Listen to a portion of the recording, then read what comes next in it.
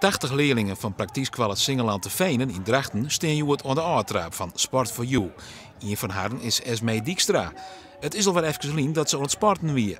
Ik word gewoon, 's avonds word ik snel moe. Omdat de dag snel gaat. En ja, soms ben ik druk en dan word ik snel moe. Ik moet een sport kiezen waar ik opbouw, maar dat mij net van mij uit te maken. En wat zou dan een sport wezen waar je graag op was? Freerunnen. Freerunnen? Ja. Dat is ook wel een hele speciale sport. Ja, maar ik heb ook een blauwe plek, dus ik kan er wel bij. De meeste band van de Praktiekskoalle willen graag aan een teamsport meedoen. Maar dat is toch haar gedrag gauw dus net mogelijk. Je ziet vaak dat de jongere die aan het sporten is, dat is een jongere in ons geval, die heeft net iets meer begeleiding nodig. Die doet soms dingen die net iets meer hulp vragen. En wij hebben het idee dat de vereniging daar niet altijd een antwoord op heeft. En dan wordt de leerling al snel weggezet als ja, dit is een lastige jongere, daar hebben we even geen antwoord op. En wij denken dat met een paar kleine aanpassingen heel veel van onze leerlingen prima in een vereniging kunnen meedraaien.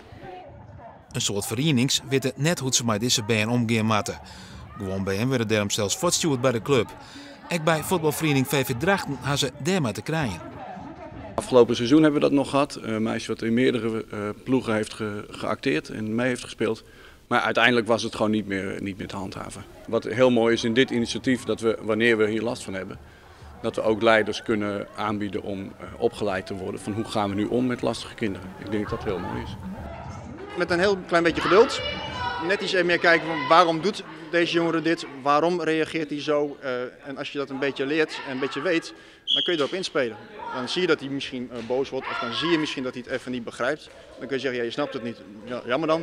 Of je investeert even en je kijkt even op de andere manier met iets meer begeleiding dingen duidelijk kunt maken. Sport for You organiseert alle tiges sportactiviteiten in de Praktiekskoalle onder leiding van studenten van sportopleidings.